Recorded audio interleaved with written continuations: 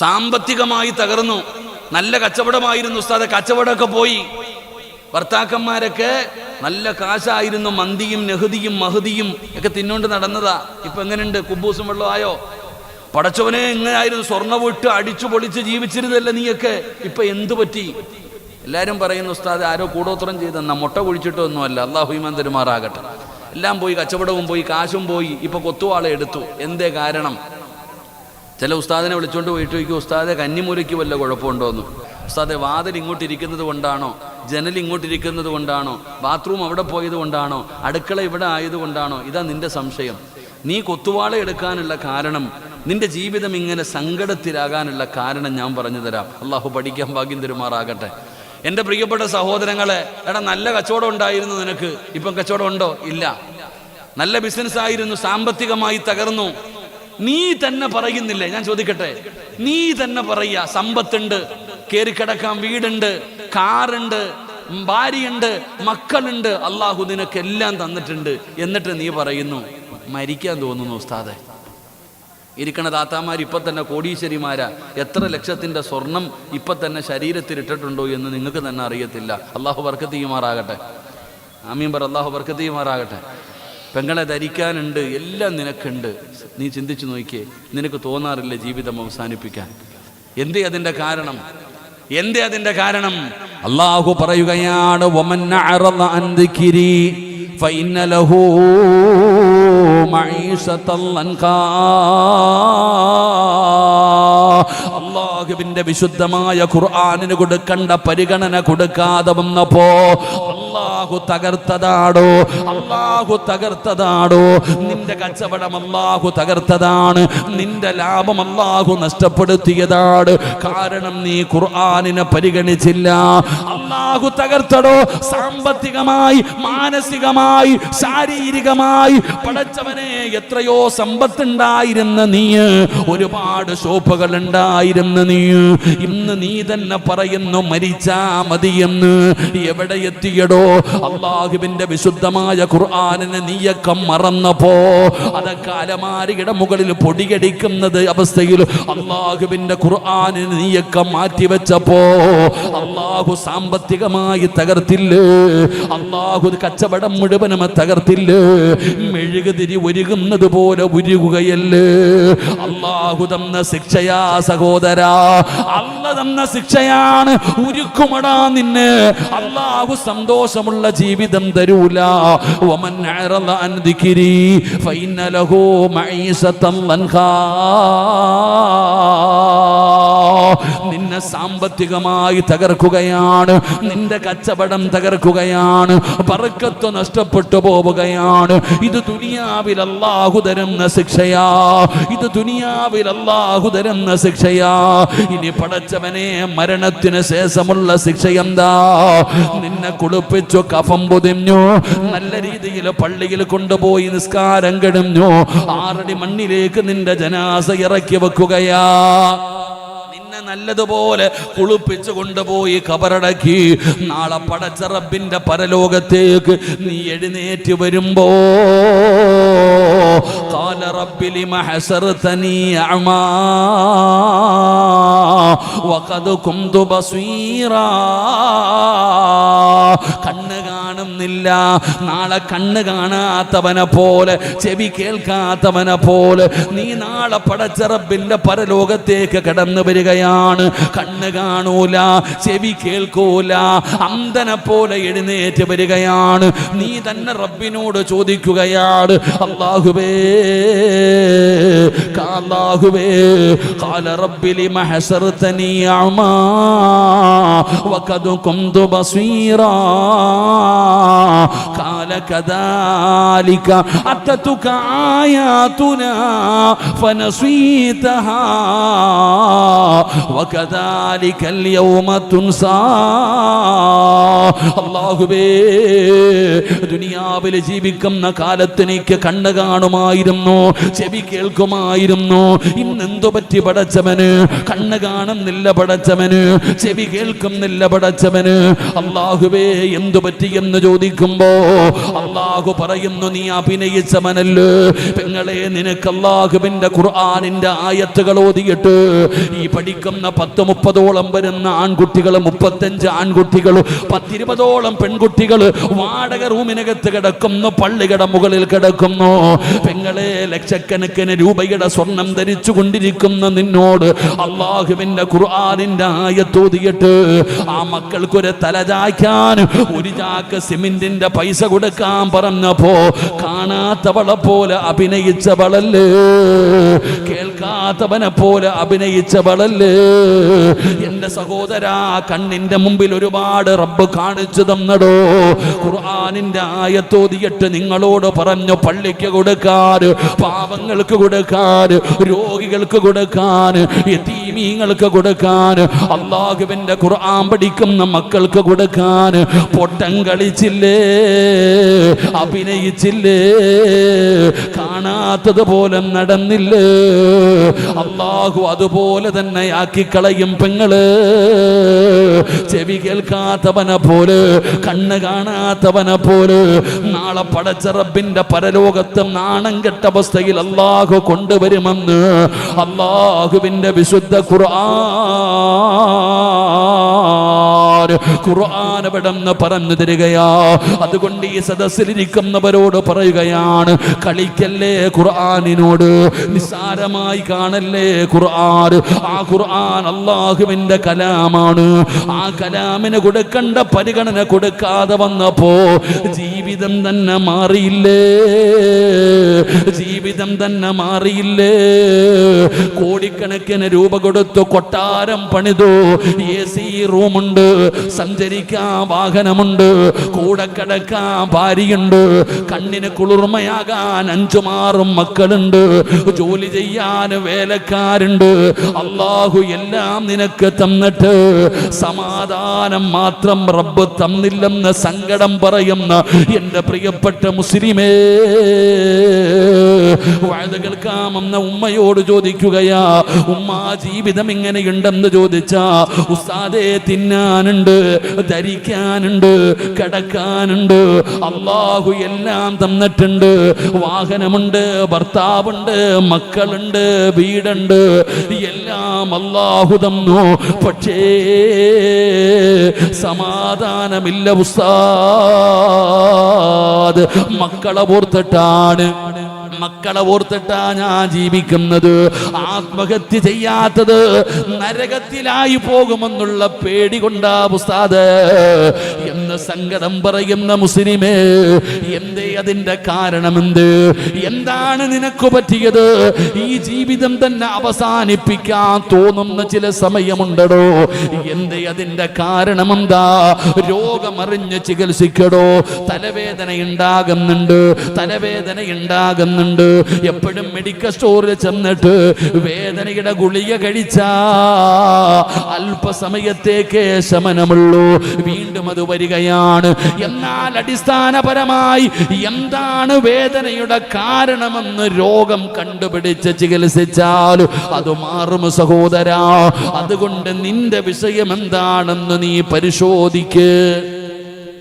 മനസ്സിലാക്കേണ്ട എന്താ, ഉസ്താദ് ഇഷ്ടം പോലെ പൈസ ഉണ്ട്, അവിടെ ഇവിടെ ഒക്കെ ബിസിനസ്സാ, 2 നില വീട്, കാറ്, ഭാര്യ, മക്കള്, അല്ല എനിക്കെല്ലാം തന്നു ഉസ്താദ്, സമാധാനം മാത്രം കിട്ടുന്നില്ല. നോക്കിയേ, സ്വർണം എത്ര പവനുണ്ട് ഇല്ലേ, അള്ളാഹു നിനക്കെല്ലാം തന്നു, സമാധാനം കിട്ടുന്നില്ല. എന്തേ അതിന്റെ കാരണം? എടാ, ഇന്ന് വീടിൻ്റെ അകത്ത് കയറിയ ഭാര്യയും ഭർത്താവും തമ്മിൽ കീരിയും പാമ്പിനെ പോലെ കടിച്ചു കീറുക, സമാധാനമില്ല വീട്ടില്, തിന്നിട്ട് വയറ് നിറയുന്നില്ല. കൂടപ്പറപ്പുകൾ, ഒരു ഉമ്മാടെ വയറ്റിൽ കിടന്ന കൂടപ്പറപ്പുകൾ യുദ്ധം ചെയ്യുന്ന കാലം. അള്ളാഹു നമ്മളെ കാക്കുമാറാകട്ടെ. നമ്മുടെ വീടിന്റെ അവസ്ഥയാ. എടോ, വീടെന്ന് പറഞ്ഞാൽ എന്താ? ഇന്ന് സബ് ജൂനിയർ വിഭാഗം എല്ലാം നല്ല വഴുതു പറയുക. അള്ളാഹു നമ്മുടെ മക്കളെയൊക്കെ നന്നാക്കി തരുമാറാകട്ടെ. ആമീൻ പറഞ്ഞോ? ആമീൻ പറഞ്ഞോ? എപ്പോഴാ കോടാലി എടുത്തുകൊണ്ട് വരുന്നതെന്ന് അറിയത്തില്ല, അതാ ആമീൻ പറയാൻ പറഞ്ഞേ. ഇന്നത്തെ മക്കൾക്കൊക്കെ ഉമ്മമാരോട് വല്ലാത്ത സ്നേഹം. ഇപ്പം ഉമ്മാനെയാണ് കൂടുതലും കൊല്ലുന്നത്. സൂക്ഷിച്ചു എല്ലാണോ, അള്ളാഹു കാത്തിരക്ഷിക്കുമാറാകട്ടെ. ഇങ്ങോട്ട് നോക്കിക്കേ, എടോ ഇന്ന് മനുഷ്യനില്ലാത്ത ഒരു അമൂല്യമായ നിധി സമാധാനമില്ല. നമുക്ക് തന്നെ തോന്നുന്നു ജീവിതം അവസാനിപ്പിക്കാൻ. അള്ളാഹു കാത്തിരക്ഷിക്കുമാറാകട്ടെ. എടോ ഖുർആൻ പറഞ്ഞ എന്തെന്നറിയോ? സമാധാനം കിട്ടാനുള്ള 4 വഴികൾ ഖുർആൻ പറയുന്നു. ഒരാൾക്ക് സമാധാനം കിട്ടാനുള്ള 4 വഴികളിൽ ഒന്ന്, സമാധാനം വേണമെങ്കിൽ കല്യാണം കഴിച്ചാൽ മതി. അള്ളാഹു നമുക്ക് ഈമാൻ തരുമാറാകട്ടെ. അള്ളാഹ് ഈമാൻ തരുമാറാകട്ടെ. സമാധാനം കിട്ടണമെങ്കിൽ എന്ത് ചെയ്താൽ മതി? എന്ത് ചെയ്താൽ മതി? നിങ്ങളെന്താ ചിരിക്കണേ? നിങ്ങൾ എന്നെ നോക്കിയിട്ട് ചിരിക്കുന്നു. സിറാജ, കല്യാണം കഴിച്ച സമാധാനം കിട്ടുമോ? സുബ്ഹാനല്ലാഹ്. അള്ളാഹുവിന്റെ വിശുദ്ധമായ ഖുർആൻ പറയുന്നു, വിവാഹം കഴിച്ചാൽ സമാധാനം കിട്ടും. അള്ളാഹു നമുക്ക് സമാധാനം നൽകുമാറാകട്ടെ. ഉണ്ടോ? എങ്ങനെ നടന്നതാ സിറാജ? ഞാൻ പടച്ചവനെ പറന്ന് നടന്ന ഞാൻ എന്ന് കല്യാണം കഴിച്ചു അന്നത്തോടുകൂടി എൻ്റെ സമാധാനം പോയെന്ന ആ ചിരിയുടെ അർത്ഥം എനിക്ക് മനസ്സിലായി. ഇവിടെ ഖുർആൻ പറഞ്ഞ് വിവാഹം കഴിച്ചാൽ സമാധാനം കിട്ടും. ആ സമാധാനം ഇല്ലെങ്കിൽ നിന്റെ പോരായ്മയാണ്. ഖുർആൻ പറയുന്ന ഒരിക്കലും തെറ്റൂല. അള്ളാഹു നമുക്ക് സമാധാനം നൽകുമാറാകട്ടെ. 2, ഒരു മനുഷ്യൻ്റെ വീട് ഒരു മനുഷ്യന് സമാധാനം കൊടുക്കും. നീ ഊട്ടി പോയാലും കൊടൈക്കനാലിൽ പോയാലും മൈസൂർ പോയാലും ഗോവയിൽ പോയാലും അമേരിക്കയ്ക്ക് പോയാലും എവിടെ പോയാലും നീ പറയുന്നത് എന്തേ? വീടെത്തിയാൽ മതിയായിരുന്നു പടച്ചവനെ. തിരിച്ച് വീടെത്തിയാൽ മതി. കാരണം എന്തേ? വീട്ടിൽ വന്നാൽ സമാധാനം കിട്ടും. എന്നാൽ ഇന്ന് നിൻ്റെ വീട്ടിൽ സമാധാനമുണ്ടോ? ഇല്ല. ഇന്ന് അങ്ങോട്ട് ചെല്ലാൻ തന്നെ ആകെ പ്രശ്നമാണ്. നമ്മുടെ വീടുകളിൽ നിന്ന് സമാധാനമില്ല. ആ സമാധാനം കിട്ടാത്തതിൻ്റെ കാരണം ആരും സിഹ്ർ ചെയ്തൊന്നുമല്ല. സിഹ്ർ ചെയ്യുന്നവരുണ്ട്. അള്ളാഹു കാത്തിരക്ഷിക്കുമാറാകട്ടെ. നിനക്കൊരു 101 രൂപയുടെ പണിയേ ഉള്ളൂ.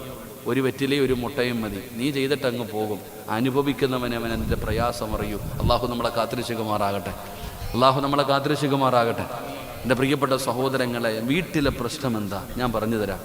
നിന്റെ വീടിൻ്റെ അകത്ത് സമാധാനവും സന്തോഷവും ഇല്ലാത്തതിൻ്റെ ഒന്നാമത്തെ കാരണം നിന്റെ വീടിൻ്റെ അകത്ത് ഒരു കണ്ണുനീര് വീഴുന്നുണ്ടതാ. നിങ്ങളുടെ വീടിൻ്റെ അകത്ത് ഒരു കണ്ണുനീര് വീഴുന്നുണ്ട്. ആ കണ്ണുനീര് തുടച്ചാൽ മതി, പ്രശ്നം മാറും. നിന്റെ വീടിൻ്റെ അകത്ത് വീഴുന്ന കണ്ണുനീര് തുടയ്ക്കാൻ നീ തയ്യാറായാൽ ഇന്നത്തെ രാത്രി മുതൽ നിന്റെ വീട്ടിലെ ജീവിതം മാറും. അള്ളാഹു നമുക്ക് ഭാഗ്യം തരുമാറാകട്ടെ. ആരാ കരയുന്നതാരാ? നബിതങ്ങൾ പറഞ്ഞല്ലോ, 5 കാര്യങ്ങൾ ഭൂമിയിലിരുന്ന് കരയുമെന്നാണ്. 5 കാര്യങ്ങൾ ഭൂമിയിലിരുന്ന് തേങ്ങുകയാണ്. ഒന്നാമത്തെ കാര്യം അല്ലാഹുവിന്റെ പള്ളിയാ. പള്ളിക്കകത്ത് നിസ്കരിക്കാൻ ആളില്ലാതെ വന്നാ പള്ളി കരയുമടോ, പള്ളി കരയുമടോ. പള്ളി കരഞ്ഞാൻ നാട്ടുകാരറിയുമടോ. അല്ലാഹുവിന്റെ പള്ളിക്കകത്ത് നമസ്കരിക്കാൻ ആളില്ലാതെ വരുമ്പോ പള്ളി തേങ്ങുകയാണ്. പള്ളി തേങ്ങിയാൽ നാട്ടുകാരറിയുകയാണ്. പെങ്ങളെ, രണ്ടാമത് കരയുന്നത് ഖുർആനാ. നിന്റെയൊക്കെ വീടിൻ്റെ അകത്ത് ഖുർആൻ ഇരിക്കുന്നുണ്ട്. ആ ഖുർആൻ നീയൊന്ന് തൊടാതെ വരുമ്പോ, ആ ഖുർആൻ എടുത്തൊന്ന് പാരായണം ചെയ്യാതെ വരുമ്പോ, ആ ഖുർആൻ നിന്റെ വീടിൻ്റെ അകത്തിരുന്ന് കരയുകയാ. ആ കണ്ണുനീര് വീണാൽ എങ്ങനെയാ സമാധാനം കിട്ടുക? ആ കണ്ണുനീര് വീണാൽ എങ്ങനെയാ ബർക്കത്തുണ്ടാവുക? എങ്ങനെയാണ് നിന്റെ വീട്ടിൽ സന്തോഷമുണ്ടാവുക? അല്ലാഹുവിന്റെ വിശുദ്ധമായ ഖുർആൻ ഒരു വീടിൻ്റെ അകത്തിരുന്ന് കരയുകയാണ്. വീട്ടുകാര് തൊടുന്നില്ലടോ, വീട്ടുകാര് പാരായണം ചെയ്യുന്നില്ലടോ, അതിന്റെ മുകളിലിരിക്കുന്ന പൊടി പോലും ഒന്ന് തുടയ്ക്കുന്നില്ലടോ. വയത് കേൾക്കാമെന്ന സഹോദരിമാരോട് ചോദിക്കട്ടെ, കൊട്ടാരം പോലെ പടുതിരിക്കുന്ന വീടിൻ്റെ അകത്ത് സമാധാനമില്ല. എന്നാ നീ ജനിച്ച ആ കുടിനെ കുറിച്ചൊന്ന് ചിന്തിക്ക്. നമ്മളൊക്കെ ജനിച്ച ഒരു വീടുണ്ടല്ലോ, നമ്മുടെ തറവാടുണ്ടല്ലോ. ആ തറവാട് കോടികൾ കൊടുത്ത് ചെലവഴിച്ച് വെച്ച വീടല്ല പടച്ചവനെ. ആ പഴയ ഓല ഷെഡ്, ആ ഓടിട്ട വീട്, ആ ചെറിയ വീട്, ആ വീടിൻ്റെ അകത്ത് സമാധാനമുണ്ടായിരുന്നു. അല്ലാഹുവേ, കഴിക്കാൻ ഭക്ഷണമില്ല, മന്തിയില്ല, ബിരിയാണിയില്ല, ചിക്കനില്ല, കഞ്ഞിയും പയറും ചോറും ചമ്മന്തിയുമാണെങ്കിലും കടിച്ച വയറ് നിറയുമായിരുന്നു. കൂടപ്പിറപ്പുകൾ തമ്മിൽ സ്നേഹമുണ്ടായിരുന്നു. വാപ്പയും ഉമ്മയും തമ്മിൽ സ്നേഹമായിരുന്നു. വല്ലാത്ത സന്തോഷമായിരുന്നു. ഇന്നും ആ വീടിന്റെ അകത്ത് പോയി കിടന്നാൽ ഒരു സമാധാനമാ, സന്തോഷമാ. എന്തേ അതിന്റെ കാരണമെന്നറിയോ? നീ കോടികൾ ചെലവഴിച്ചു പണിത കൊട്ടാരത്തിൽ കിട്ടാത്ത സന്തോഷം ആ കുടിലിനകത്ത് എങ്ങനെ വന്നെന്നറിയോ? അല്ലെങ്കിൽ കുടുംബ വീട്ടിൽ താമസിക്കുന്നവരോട് ചോദിക്കടോ. കുടുംബ വീടിനൊരു ബറക്കത്താ, കുടുംബ വീടിനൊരു ബറക്കത്താ. ആ ബറക്കത്തിന്റെ കാരണമെന്തെന്നറിയോ? നിന്റെ പ്രിയപ്പെട്ട മാതാവുണ്ടല്ലോ, നിന്റെ വീടും ആ കുടുംബ വീടും തമ്മിലുള്ള വ്യത്യാസം എന്താണ്? ആ പഴയ വീട്ടില് നമ്മുടെ ഉമ്മ, അല്ലാ, മരണപ്പെട്ട ഉമ്മമാർക്ക് സ്വർഗം കൊടുക്കണേ അല്ലാ. ജീവിച്ചിരിക്കുന്ന ഉമ്മമാര് നീ ആഫിയത്തുള്ള ദീർഘായുസ് കൊടുക്കണേ അല്ലാ. നമ്മുടെ ഉമ്മമാരുണ്ടല്ലോ, മഗ്രിബിന് ബാങ്ക് വിളിക്കുന്നതിന് 10 മിനിറ്റ് മുമ്പ് ഒളുവെടുത്തിട്ട് നിസ്കാരപ്പായിൽ വരികയാണ്. എന്നിട്ട് അവിടെ ഇരുന്ന് കൊണ്ട് പറയും സുബ്ഹാനല്ലാഹി വബിഹംദിഹി സുബ്ഹാനല്ലാഹിൽ അലീം വബിഹംദിഹി അസ്തഗ്ഫിറുല്ലാഹ്. അത് കേൾക്കാൻ എന്ത് രസമാണെന്നറിയോ? എന്തൊരു മനോഹരമായ രീതിയിൽ നമ്മുടെ ഉമ്മമാര് മഗ്രിബിന് ബാങ്ക് വിളിക്കുന്നതിന് 10 മിനിറ്റ് മുമ്പ് നിസ്കാരപ്പായിലിരുന്നിട്ട് ദിക്റ് പറയുകയാണ്. അപ്പോഴാണ് ഹയ്യാലസ് സ്വലാഹ് ഹയ്യാലൽ ഫലാഹ്. അല്ലാഹുവിന്റെ പള്ളിയുടെ മിനാരത്തിൽ നിന്ന് മഗ്രിബ് ബാങ്ക് വിളിക്കുന്നത്. ഉമ്മ എഴുന്നേൽക്കുകയാണ്, മഗ്രിബിന്റെ ഫർദ് നിസ്കരിക്കുകയാണ്, അവിടെ നിന്ന് സുന്നത്തുകൾ നിസ്കരിക്കുകയാണ്. എല്ലാ നമസ്കാരവും കഴിയുമ്പോ ഉമ്മ എഴുന്നേറ്റ് ഓടാറില്ല. അല്ലാഹുവിന്റെ വിശുദ്ധമായ ഖുർആൻ എടുക്കുകയാ. ആ ഖുർആൻ എടുത്തിട്ട് ഉമ്മയാ ഇരിപ്പിലിരുന്ന് കൊണ്ട് പാരായണം ചെയ്യുകയാണ്. സൂറത്തുൽ വാഖിഅ, സൂറത്തുർ റഹ്മാൻ, സൂറത്തുൽ മുൽക്ക്, സൂറത്തു സജദ, സൂറത്തു യാസീൻ. മഗ്രിബിന്റെ ഇശാഇന്റെ ഇടയിൽ നമ്മുടെ ഉമ്മമാര് 5 സൂറത്തുകൾ പാരായണം ചെയ്യുമായിരുന്നു. ഏതാണെന്നറിയോ? ഇദാ വഖഅത്തിൽ വാഖിഅ ലൈസ ലിവഖഅതിഹാ കാദിബാ. മഗ്രിബിന്റെ ഇശാഇന്റെ ഇടയിൽ നമ്മുടെ ഉമ്മയത് ഓതുമായിരുന്നു. ആ സൂറത്ത് ഓതിയാ കിട്ടുന്ന പ്രതിഫലം അറിയുവോ? പെങ്ങളെ, കൂലിപ്പണി ചെയ്ത് ജീവിച്ച നിന്റെ വാപ്പാ, പാവപ്പെട്ടവനായ നിന്റെ വാപ്പാ എങ്ങനെയാ പടച്ചവനെ നിന്നെ വിവാഹം കഴിച്ചു കൊടുത്തത്? നിനക്കെല്ലാം തന്നുകൊണ്ട് 1 അല്ല 2 അല്ല 3 അല്ല, അല്ലാഹു തന്ന പെൺമക്കളെ മുഴുവനും നല്ല നിലയിൽ വാപ്പ വിവാഹം കഴിച്ചു കൊടുത്തത് പിരിവെടുത്തിട്ടല്ല, പലിശക്കെടുത്തിട്ടല്ല, ലോൺ എടുത്തിട്ടല്ല, പണയം വെച്ചിട്ടല്ല. നിന്റെ വാപ്പ ഒരുത്തന്റെ മുമ്പിലും കൈനീട്ടാതെ അല്ലാഹുവേ പട്ടിണിക്കിട്ടിട്ടില്ലല്ലോ. നിന്നെയൊക്കെ നല്ലതുപോലെ വളർത്തിയല്ലോ. അതിന്റെ കാരണം എന്തെന്നറിയോ? അല്ലാഹുവിന്റെ റസൂല് പറയുകയാ, ഏതെങ്കിലും ഒരു വീടിന്റെ അകത്ത് സൂറത്തുൽ വാഖിയ പാരായണം ചെയ്താൽ നമ്മുടെ വാപ്പ നമ്മൾ അലിച്ചയ്ക്ക് ഈ പെങ്ങന്മാരെയൊക്കെ എങ്ങനെയാ കെട്ടിച്ച്? പിരിവെടുത്തിട്ടാ, പണയം ലോൺ എടുത്തിട്ടാ, പലിശക്ക് എടുത്തിട്ടല്ല. വീട്ടിൽ മരമൊന്നും ഇല്ലായിരുന്നു. നമ്മുടെ വാപ്പ മക്കളെയൊക്കെ കെട്ടിച്ചു വിട്ടു. അൽഹംദുലില്ലാ, സന്തോഷം, സമാധാനം, ദാരിദ്ര്യമില്ലായിരുന്നു വീട്ടിൽ. അതിന്റെ കാരണം സൂറത്തുൽ വാഖിഅ ഏത് വീട്ടിൽ പാരായണം ചെയ്യുന്നുണ്ടോ ആ വീട്ടിൽ അല്ലാഹു ദാരിദ്ര്യം കൊടുക്കില്ല എന്ന് നബി മുഹമ്മദ് മുസ്തഫ. അങ്ങനെ ഏതെങ്കിലും ഒരു വീടിന്റെ അകത്ത് സൂറത്തുൽ വാഖിഅ ആകെ 2.25 പേജ് കണ്ടേ ഉള്ളൂ. കൂടിപ്പോയാൽ 3 പേജ് ഇല്ല, 2.25 ഉള്ളൂ. ആ സൂറത്തുൽ വാഖിഅ ഏതെങ്കിലും വീടിന്റെ അകത്ത് പാരായണം ചെയ്ത അല്ലാഹു ആ വീട്ടിൽ ദാരിദ്ര്യം കൊടുക്കില്ല എന്ന് ആദരവായ പ്രവാചകൻ നബി മുഹമ്മദ് മുസ്തഫ. ഓരോ വാപ്പയും വീട്ടിൽ നിർബന്ധമാക്കണം, 1 ആരെങ്കിലും ഓതിയിരിക്കണം വാഖിഅ. 1 ഈ ഭാര്യ, അല്ലെങ്കിൽ മക്കൾ, അല്ലെങ്കിൽ നീ. ഈ വീട്ടിൽ നിർബന്ധമാക്കണം. കാരണം ആ സൂറത്ത് ഓതുന്ന വീട്ടിൽ അല്ലാഹു ഒരിക്കലും ദാരിദ്ര്യം കൊടുക്കൂല. അല്ലാഹു നമുക്ക് ഈമാൻ നൽകുമാറാകട്ടെ. നിന്റെ ഉമ്മ ഓതുമായിരുന്നു, നമ്മുടെ ഉമ്മ ഓതുമായിരുന്നു. 2 സൂറത്തുൽ മുൽക്ക്, തബാറകല്ലദീ ബിയദിഹിൽ മുൽക്കു വഹുവ അലാ കുല്ലി ഷൈഇൻ ഖദീർ. എന്താ ഇതിന്റെ മഹത്വം? ഈ സൂറത്തിൻ്റെ മഹത്വം എന്താ അതിപ്പോൾ അറിയത്തില്ല, പള്ളിക്കാട്ടിൽ പോകുമ്പോൾ അറിയാം. ഒരിക്കൽ ഒരു സഹാബി യാത്ര മധ്യയിൽ കിടന്നുറങ്ങുകയാണ്. രാത്രി കിടന്നുറങ്ങുമ്പോൾ ഖുർആൻ ഓതുന്നു. മരുഭൂമിയിൽ പെട്ടെന്ന് ചാടി എഴുന്നിട്ട് പുറത്തു നോക്കി, ആരാ അല്ലാ ഈ രാത്രി ഖുർആൻ ഓതുന്ന മരുഭൂമിയിൽ? ആരെയും കാണുന്നില്ല. സഹാബി കയറി മിണ്ടാതെ കിടന്നു. കുറച്ച് കഴിഞ്ഞപ്പോൾ പിന്നെയും ഖുർആൻ കേൾക്കുന്നു. ചാടി പുറത്തിറങ്ങി, ആരാ അല്ലാ ഈ രാത്രിയിൽ ഖുർആൻ ഓതുന്ന? ആരെയും കാണുന്നില്ല. മൂന്നാമതും ആ സഹാബി ഖുർആൻ കേട്ടപ്പോൾ മനസ്സിലായി, കിടക്കുന്നത് ഖബറിൻ്റെ മുകളിലാ, ഖബറിനകത്തിരുന്നിട്ടാവാ ഖുർആൻ ഓതുന്നേ. പേടിച്ചു. പിറ്റേ ദിവസം രാവിലെ മുത്തുനബിയുടെ മുമ്പിൽ ചെന്നിട്ട് പറഞ്ഞപ്പോൾ നബിതങ്ങൾ ചോദിച്ചു, അതിലിപ്പോൾ എന്താ അത്ഭുതമാ? അതിലിപ്പോൾ എന്താ അത്ഭുതം? സൂറത്തുൽ മുൽക്ക്, തബാറകല്ലദീ ബിയദിഹിൽ മുൽക്കു വഹുവ അലാ കുല്ലി ഷൈഇൻ ഖദീർ. അത് ഓതുന്നവൻ്റെ പള്ളിപ്പറമ്പിൽ വരും ആ സൂറത്ത്. അള്ളാഹു നമുക്ക് ഭാഗ്യം തരുമാറാകട്ടെ. സൂറത്തുർ റഹ്മാൻ. ഉസ്താദെ, തങ്ങന്മാർ വരണം വീട്ടിൽ ദുആ ചെയ്യാൻ, ഉസ്താദന്മാർ വരണം ദുആ ചെയ്യാൻ ക്ഷണിക്കുമല്ലോ. മക്കളെ, സൂറത്തുർ റഹ്മാൻ, അർ റഹ്മാനു അല്ലമൽ ഖുർആൻ ഖലഖൽ ഇൻസാന അല്ലമഹുൽ ബയാൻ. ഈ സൂറത്ത് ഓതുന്ന വീട്ടിൽ മലക്കുകൾ ഇറങ്ങി വരും ദുആ ചെയ്യാൻ. ഒരു സഹാബിയുടെ ചരിത്രം പറയുന്നുണ്ട്. സഹാബി രാത്രി ഇരുന്ന് ഖുർആൻ ഓതുമ്പോൾ വീടിൻ്റെ പുറത്ത് കെട്ടിയിരിക്കുന്ന കുതിരകളൊക്കെ കിടന്ന് ചാടുകയാണ്. അദ്ദേഹം ഖുർആൻ ഓതുന്നത് നിർത്തി പുറത്തിറങ്ങുമ്പോൾ കുതിര മിണ്ടാതെ നിൽക്കും. അകത്ത് കയറി ഖുർആൻ ഓതുമ്പോൾ വീണ്ടും ചാടും.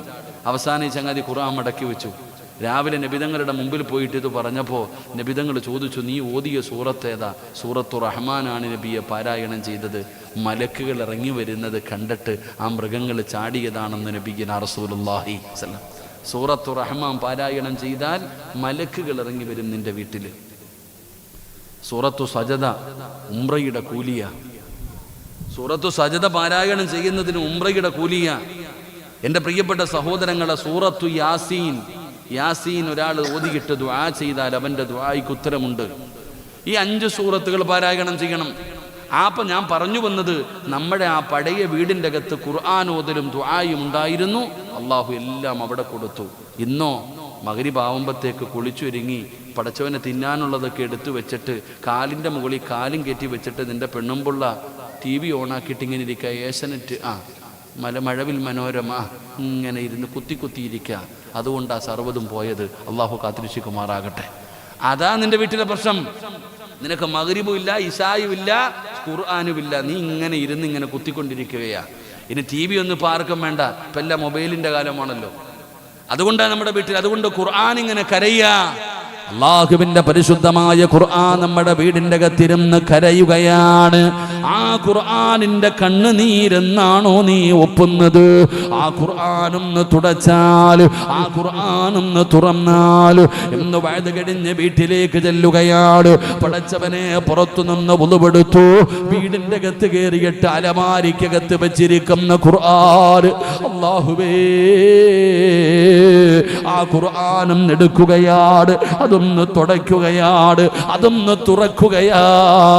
മുഖത്തേക്ക് ചേർത്ത് വെച്ചൊന്ന് ചുംബിച്ച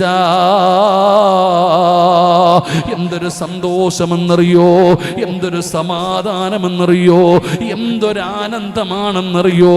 ഖുർആൻ ഓതടോ, ഓതി നോക്കുമ്പോ വല്ലാത്ത ഒരനുഭൂതിയാ ചെറുപ്പക്കാരാ. മക്കളെ, സിനിമാ ഗാനങ്ങൾ കേൾക്കുന്നതിനു പകരം ഒന്ന് ഹെഡ്സെറ്റ് ചെവിയിൽ വെച്ചിട്ട് അല്ലാഹുവിന്റെ വിശുദ്ധമായ ഖുർആൻ പാരായണം ചെയ്യുന്നുണ്ടല്ലോ. ആ വീഡിയോ ഒന്ന് കേൾക്കടാമോരെ. എന്തൊരു രസമാണെന്നറിയോ. അല്ലാഹുവേ, ഖുർആൻ കേട്ട് കഴിഞ്ഞാൽ എന്തൊരു സമാധാനമാടോ, എന്തൊരാനന്ദമാടോ. അതൊരു ലഹരിയാടോ, അതൊരു ലഹരിയാടോ. ഖുർആനുമായി ബന്ധപ്പെട്ട് കഴിഞ്ഞാൽ വല്ലാത്ത ഒരാനന്ദമാ സഹോദരാ. അതുകൊണ്ട് എൻ്റെ പ്രിയപ്പെട്ടവരോട് പറയുകയാണ്, ആ പരിശുദ്ധമായ ഖുർആൻ എവിടെന്ന് പാരായണം ചെയ്യ്. ആ ഖുർആൻ എവിടെന്ന് പാരായണം ചെയ്യ്. ആ ഖുർആൻ പാരായണം ചെയ്താ അല്ലാഹു തരുന്ന പ്രതിഫലം എന്തെന്നറിയോ? അല്ലാഹു തരുന്ന പ്രതിഫലം എന്തെന്നറിയോ? എൻ്റെ പ്രിയപ്പെട്ടവരെ, ഞാൻ നിർത്തുകയാണ്. ഈ സദസ്സിലിരിക്കുന്നവരോട് പറയുകയാ, നിങ്ങൾ അല്ലാഹുവിന്റെ ഖുർആനൊന്ന് കൈകൊണ്ട് തൊടണേ ഉമ്മാ. എല്ലാ ദിവസവും ഒരു പ്രാവശ്യമെങ്കിലും ഖുർആനൊന്ന് കൈകൊണ്ടെടുക്ക്. ഏതെങ്കിലും ഒരു സൂറത്തോത്, ഏതെങ്കിലും ഒരു ആയത്തോത്. 114 സൂറത്തുകളുണ്ടല്ലോ, ഏതെങ്കിലും ഒരു സൂറത്തോത് ഉമ്മ. വാപ്പമാരെ, ചെറുപ്പക്കാര്, മോനെ സമയമില്ലെങ്കിൽ ഒരായത്തോതടാ, ഒരായത്തോതടാ. അള്ളാന്റെ വിശുദ്ധമായ ഖുർആനിലെ ഒരായത്തെങ്കിലും നീ ഖുർആൻ എടുത്ത് വന്നൊന്ന് പാരായണം ചെയ്യ്. അല്ലാഹുവേ അതിനുള്ള മനസ്സ് നൽകണേ അല്ലാ. എല്ലാ ദിവസവും ഒരു സൂറത്ത് ഓതാൻ പറ്റുമെങ്കിൽ ഒരു സൂറത്ത്, ഒരു കുൽഹു അല്ല, ഇന്നാഴത്തേനേക്കാളും വലിയ സൂറത്തില്ലല്ലോ. ആ സൂറത്തെങ്കിലും നീ ഒന്ന് ഓത്. ഇല്ലേ, ഒരായത്തെങ്കിലും നീ ഒന്ന് പാരായണം ചെയ്യ്. അള്ളാഹു നമുക്ക് ഭാഗ്യം തരുമാറാകട്ടെ. അള്ളാഹു നമുക്ക് ഭാഗ്യം തരുമാറാകട്ടെ. ഇന്നു മുതൽ ഇൻഷാ അല്ലാ ഉസ്താദെ ഓർമ്മയുള്ള കാലത്തോളം ഞാൻ എല്ലാ ദിവസവും ഖുർആൻ ഒന്നെടുക്കും. ഒരായത്തോ ഒരു സൂറത്തെങ്കിലും ഞാൻ പാരായണം ചെയ്യും. അള്ളാഹു നമുക്ക് ഈമാൻ നൽകുമാറാകട്ടെ. അള്ളാഹ് നമുക്ക് ഈമാൻ നൽകുമാറാകട്ടെ. നീയത്ത് ചെയ്യുന്നവരൊക്കെ ഒന്ന് കൈപൊക്കിക്ക്. ഖുർആൻ എടുക്കുമെന്ന് മാത്രം. ഖുർആൻ എടുത്തിട്ട് ഒരു സൂറത്തോ ഒരായത്തോ, അത് നിന്റെ ഇഷ്ടം. ബക്കറ ഓതണോ കൗസർ ഓതണോ, നിന്റെ ഇഷ്ടം. ഖുർആനിലെ ഏറ്റവും വലിയ സൂറത്ത് സൂറത്തുൽ ബക്കറ, ഏറ്റവും ചെറിയ സൂറത്ത് സൂറത്തുൽ കൗസർ. ഇതിലെ ഏതെങ്കിലും ഒരു സൂറത്ത് ഞാൻ ഓതും.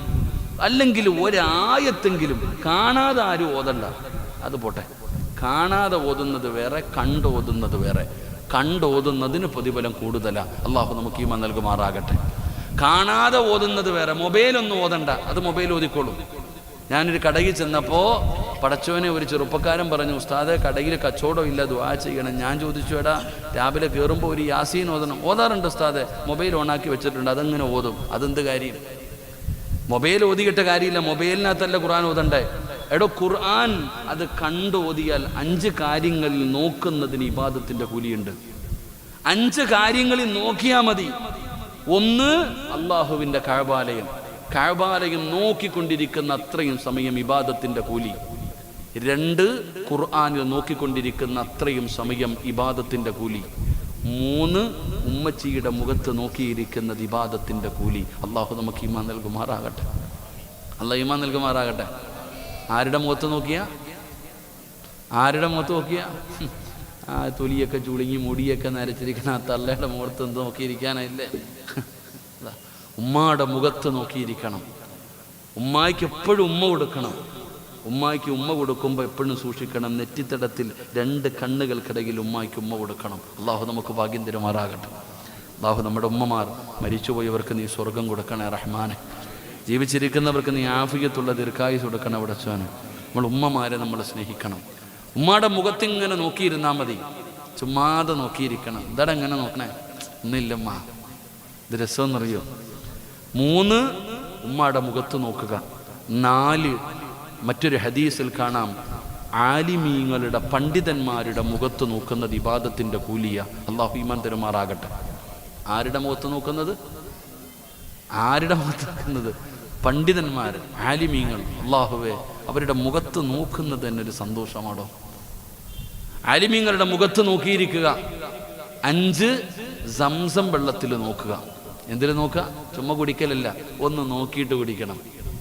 അപ്പൊ ഞാൻ പറഞ്ഞു വന്നത്, ഖുർആനിൽ നോക്കിയിരിക്കുക, നോക്കി ഓത്, അതിന് പ്രതിഫലം കൂടുതലാണ്. അള്ളാഹു നമുക്ക് ഈമാൻ നൽകുമാറാകട്ടെ. അപ്പൊ ഇൻഷാ അല്ലാഹ് ഖുർആൻ ഇന്ന് മുതൽ തൊടും.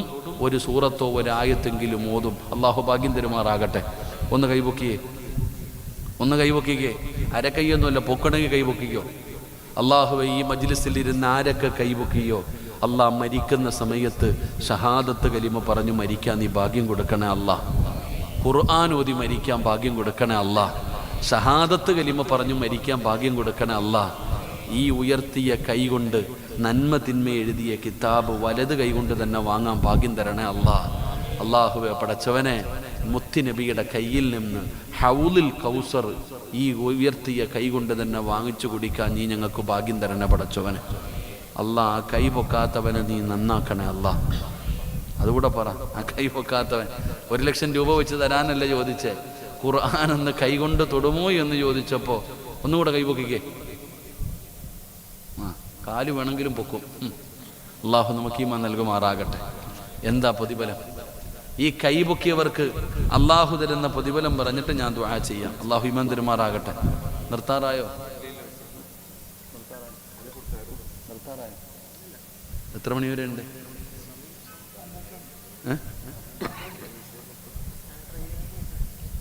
നിങ്ങൾക്ക് മടുത്താ?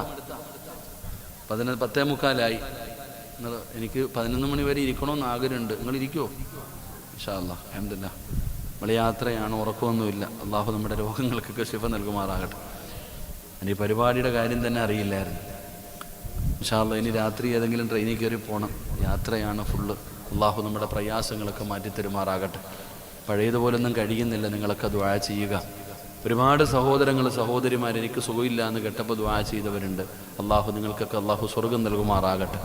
പലരും ഉസ്താദെ ദുആ കൊണ്ട് വസിയ്യത്ത് ചെയ്തവരുണ്ട്. അള്ളാഹു എല്ലാവരുടെ എല്ലാവിധ ഹലാലായ മുറാദുകളും അള്ളാഹു ഹാസിലാക്കി കൊടുക്കുമാറാകട്ടെ. അപ്പോൾ ഖുർആൻ ഓതി അള്ളാഹു തരുന്ന പ്രതിഫലം എന്താ? ഖുർആൻ ഓതുന്നവർക്ക് അള്ളാഹു തരുന്ന ഒന്നാമത്തെ പ്രതിഫലം എടോ, ഈ കിടന്ന കിടപ്പിൽ കിടന്നും മലമൂത്ര വിസർജനം നടത്തുന്നൊരവസ്ഥയുണ്ട്. സ്വന്തം മകനെ പോലും തിരിച്ചറിയാൻ പറ്റൂല, സ്വന്തം മകളെ പോലും തിരിച്ചറിയാൻ പറ്റൂല. അറദുൽ ഉംറ എന്ന് പറയുന്നൊരവസ്ഥ. ഇതാരാ അറിയത്തില്ല. സ്വന്തം മോൻ മുമ്പിൽ വന്ന് നിൽക്കുന്നു, കൂടപ്പുറപ്പ് വന്ന് നിൽക്കുന്നു, ഭാര്യ വന്ന് നിൽക്കുന്നു, ഭർത്താവ് വന്ന് നിൽക്കുന്നു. ഇതാരാന്ന് ചോദിച്ചറിയില്ല. അറദുൽ ഉംറ എന്ന് പറയുന്നൊരവസ്ഥ. ബുദ്ധി തിരിഞ്ഞു പോവുക. എൻ്റെ പ്രിയപ്പെട്ടവരെ, അള്ളാഹുവിൻ്റെ പരിശുദ്ധമായ ഖുർആൻ പാരായണം ചെയ്യുന്നവർക്ക് അള്ളാഹു കൊടുക്കുന്ന ഒന്നാമത്തെ പ്രതിഫലം, ദുനിയാവിലെ പ്രതിഫലം, ഒന്ന്, അവൻ്റെ ബുദ്ധി അള്ളാഹു മറച്ചു കളയൂല. അവരുടെ ബുദ്ധി അള്ളാഹു തിരിച്ചു കളയൂല. എൻ്റെ പ്രിയപ്പെട്ടവരെ, സ്വന്തം മക്കളെ പോലും തിരിച്ചറിയാൻ പറ്റാത്ത അവസ്ഥ. സ്വന്തം മകനുപ്പാടെ മുമ്പിൽ വന്ന് നിൽക്കുകയാ. വാപ്പ മോനെ എന്നൊന്ന് വിളിക്കുന്നത് കേൾക്കാൻ കുതിക്കുന്ന മകനാണ്. ഉമ്മയെന്ന് മോളെ എന്നൊന്ന് വിളിക്കാൻ ചോദിക്കുകയാണ്. ഉമ്മ, ഈ നിൽക്കുന്നതാരാണ്? സ്വന്തം മകളെ കാണിച്ചിട്ടാണ് പറയുന്നത്. ഉമ്മയ്ക്കറിയില്ല നീ ആരാണെന്ന്, വാപ്പയ്ക്കറിയില്ല നീ ആരാണെന്ന്. പടച്ചവനെ, അങ്ങനെ ഒരവസ്ഥ നീ കാക്കണേ അല്ലാ. പരിശുദ്ധമായ ഖുർആൻ പാരായണം ചെയ്താൽ അല്ലാഹു തരുന്ന പ്രതിഫലമാടോ, അല്ലാഹു തരുന്ന പ്രതിഫലമാടോ. എൻ്റെ പ്രിയപ്പെട്ടവരെ, അർദുൽ ഉംറ എന്ന് പറയുന്നൊരവസ്ഥയുണ്ടല്ലോ. അതിന് ഏറ്റവും വലിയ തെളിവെന്തെന്നറിയുമോ? ഈ ഉസ്താദന്മാരെ നോക്ക്, മുതഅല്ലിമീങ്ങൾക്ക് ദർസ് എടുത്തു കൊടുക്കുന്ന ഉസ്താദന്മാരെ നോക്ക്. അവർക്ക് ഒരേ ഒരാഗ്രഹമേ ഉള്ളൂ. പടച്ചവനെ, പ്രായമായാലും വയസ്സായാലും അവര് പറയും ദർസ് എടുക്കണം, ദർസ് എടുക്കണം, ദർസ് എടുക്കണം, ഖുർആൻ പഠിപ്പിക്കണം, തഫ്സീർ എടുക്കണം. അവർക്ക് ആ ഒരു ചിന്ത മാത്രമേ ഉള്ളൂ. ഖുർആനുമായിട്ട് അവർക്കൊരു ബന്ധം വന്നപ്പോ മരിക്കുന്നത് വരെ ദർസ് എടുക്കണേ എന്നാണ് പല ഉസ്താദന്മാരുടെയും ആഗ്രഹം. അങ്ങനെയാണ്. പടച്ചവനെ, എൻ്റെ പ്രിയപ്പെട്ട ഗുരുനാഥൻ, പടച്ചവനെ അബൂ തൽഹ അബ്ദുറഹ്മാൻ മൗലവി, പടച്ചവനെ പ്രിയപ്പെട്ട ഉസ്താദ്, അല്ലാഹുവേ, ദക്ഷിണ കേരള ജംഇയ്യത്തുൽ ഉലമയുടെ പുതിയ പ്രസിഡന്റാണ് പ്രിയപ്പെട്ട ഗുരുനാഥൻ. 50 വർഷമായി പടച്ചവനെ മുതഅല്ലിമീങ്ങളെ പഠിപ്പിക്കുകയാണ്. ഈ അടുത്ത് ഉസ്താദന്മാരെല്ലാവരും കൂടെ പ്രിയപ്പെട്ട ഗുരുനാഥനെ ഒന്ന് ആദരിച്ചു. 50 വർഷമായി ദർസ് എടുക്കുന്ന എൻ്റെ പ്രിയപ്പെട്ട ഉസ്താദ്, അല്ലാഹുവേ, ഈ അടുത്ത സമയത്ത് വിദ്യാർത്ഥികളെല്ലാവരും കൂടെ ഉസ്താദിനെ ഒരു സംഗമം നടത്തി. പൂർവ്വ വിദ്യാർത്ഥികളുടെ സംഗമം നടത്തിയപ്പോ പ്രിയപ്പെട്ട ഉസ്താദിനെ ആദരിക്കുമ്പോ ആ പ്രഭാഷണത്തിൽ എൻ്റെ പ്രിയപ്പെട്ട ഗുരുനാഥൻ പറയുകയാണ്, കണ്ണ് നനഞ്ഞു പോയടോ, കണ്ണ് നനഞ്ഞു പോയടോ. ഉസ്താദ് ശിഷ്യന്മാരോട് പറയുകയാണ്, എല്ലാവരും എനിക്ക് വേണ്ടി ദുആ ചെയ്യണേ, എല്ലാവരും എനിക്ക് വേണ്ടി ദുആ ചെയ്യണേ. ഒരേ ഒരാഗ്രഹമേ ഉള്ളൂ, ഒരേ ഒരാഗ്രഹമേ ഉള്ളൂ. മരിക്കുന്ന സമയം വരെ എനിക്ക് ദർസ് എടുക്കണം, എനിക്ക് മുതഅല്ലിമീങ്ങളെ പഠിപ്പിക്കണം. നിങ്ങൾ അതിനു വേണ്ടി എനിക്ക് വേണ്ടി ഒന്ന് ദുആ ചെയ്യണേ. എല്ലാവരും എനിക്ക് വേണ്ടി അതിനു വേണ്ടി ഒന്ന് ദുആ ചെയ്യണേ. അതൊരു ലഹരിയാടോ, അത് വല്ലാത്ത ഒരു സന്തോഷമാടോ.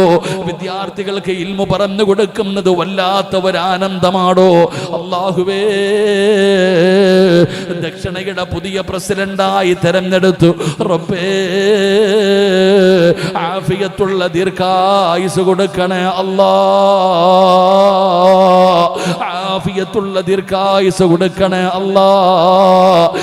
മരിക്കുന്ന കാലം വരെ പടച്ചവരെ വിദ്യാർത്ഥികൾക്ക് ദറസെടുക്കാനുള്ള ഭാഗ്യം കൊടുക്കണേ അല്ലാ. ഇന്നും എന്നോട് പറഞ്ഞ് സിറാജേ ദുആ ചെയ്യടേ. എന്നോട് പ്രത്യേകമായിട്ടൊരു സ്നേഹമാണ്, എൻ്റെ വാപ്പയോടും വല്ലാത്ത ഒരു സ്നേഹമാണ്. പടച്ചവനെ ഉസ്താദിന്റെ പ്രഭാഷണം കേട്ടിട്ടാണ്, ഉസ്താദിന്റെ ഉപദേശം കേട്ടിട്ടാണ് എൻ്റെ പ്രിയപ്പെട്ട പിതാവ് തൻ്റെ 6 മക്കളെയും ഇൽമു പഠിക്കാൻ കൊണ്ടുവിട്ടത്.